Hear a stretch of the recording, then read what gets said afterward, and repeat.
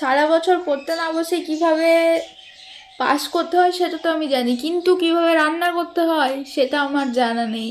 আজকে আমি করব হচ্ছে রান্না। তো এক্সপেরিমেন্ট করার আগে আমি খেয়ে নিচ্ছি কফি, মানে কফিটা আমি নিজে বানিয়েছি। কফিটা যদিও আমি অনেক অনেক অনেক ভালো বানাই। তো আজকে আমি কফি খেয়ে রান্নাটা শুরু করব। আর রান্নাটা কি করব সেটা হচ্ছে মাটন ঘুগনি, মানে মাটনের চর্বি দিয়ে ঘুগনি তৈরি করব।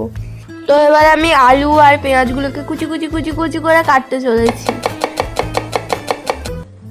আর পেঁয়াজটা কাটার পর আমার ঠিক এরকম অবস্থা হয়েছে, আর যখন আমার এক্স আমাকে ছেড়ে যায় তখন আমার চোখ দিয়ে এত জল পড়েনি ভাই। দুঃখ কাহে খতম নি হতা বে। এবার যা যা লাগবে মশলা বাগেরা মানে সব কিছু আমি নিয়ে নিয়েছি। আমার মা মানে যদিও রেডি করে দিয়েছে, এবার আমি মিক্সিতে সব কিছু মানে পেস্ট করে নিলাম। এবার আমি কড়াইয়ে তেল দিয়ে নিচ্ছি, আর কড়াইয়েও যদি আমি তেল না দিই তাহলে কড়াইটাও ফেটে যাওয়ার চান্স আছে। তো এবার হবে ফ্রাই। এবার আমি মানে ওই যে পেঁয়াজ টেয়াজ যেগুলো কেটে রেখেছিলাম ওগুলো সব ফ্রাই করে নিচ্ছি। তো তারপরে এরপরে আমি যে মশলাটা করে রেখেছিলাম সেই মশলাটা দিয়ে দেবো, আর তারপরে মশলাটা দেওয়ার পরে ওই যে মাটনের চর্বিটা ওটাও দিয়ে নিলাম। দেখো কত সুন্দর দেখতে লাগছে, তাই না? এই দেখতে লাগার কারণ হলো আমি এখানে দিয়েছিলাম একটা সিক্রেট মশলা, তার জন্য এত সুন্দর হয়েছে। আর যদিও আমি তোমাদের ওই সিক্রেট মশলাটা বলবো না, যদি মশলাটা চুরি হয়ে যায়।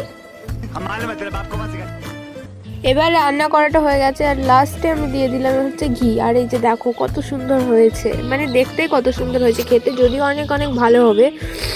তো এখানে আমি একটা বাটিতে নিয়ে নিচ্ছি আমার জন্য। তারপরে ওপর থেকে কিছু পেঁয়াজ কুচি, লঙ্কা কুচি, আদা, মানে বিভিন্ন ধরনের জিনিস দিয়ে রেডি করে নিলাম। আর এই যে দেখো কত সুন্দর হয়েছে দেখতে।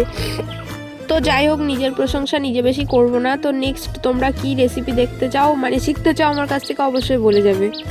এই ঘুগনিটা খেয়ে আমার এখন একটা কথাই মনে হচ্ছে, আমার এবার দোকান খোলা উচিত।